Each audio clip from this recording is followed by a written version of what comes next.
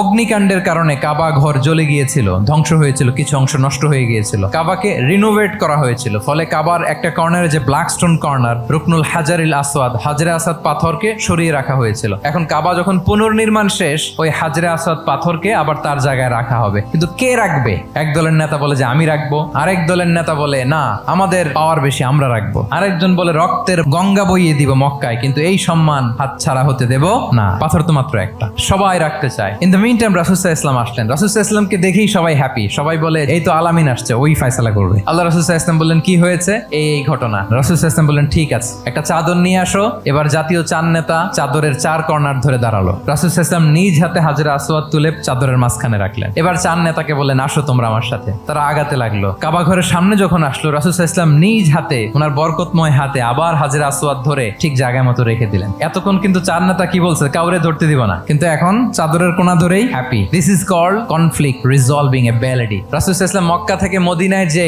1 ঘন্টায় বছরের পর বছর চলে আসা যুদ্ধ, আউস এন্ড খাজরাজ, 1 ঘন্টায় যুদ্ধ থামাই দিয়েছেন। আল্লাহু আকবার। রাসূল সাল্লাল্লাহু আলাইহি ওয়াসাল্লাম অত্যন্ত ভালো মধ্যস্থতাকারী ছিলেন। ফ্যামিলি অ্যাফেয়ার্স এর মধ্যে যত বিরোধ লাগতো রাসূল সাল্লাল্লাহু আলাইহি ওয়াসাল্লাম মিলাই দিতেন। আল্লাহু আকবার। ফ্যামিলি কাউন্সিলিং, সমাজে যখন এই ধরনের বিরোধ তৈরি হয়, মারামারির মতো পরিস্থিতি তৈরি হয়, সংঘাতের মতো একটা সিচুয়েশন হয়, নেতা এটাকে রিজলভ করার ক্যাপাসিটি, এবিলিটি তার থাকতে হবে। আল্লাহ রাসূল সাল্লাল্লাহু আলাইহি ওয়াসাল্লামকে আল্লাহ তাআলা এটা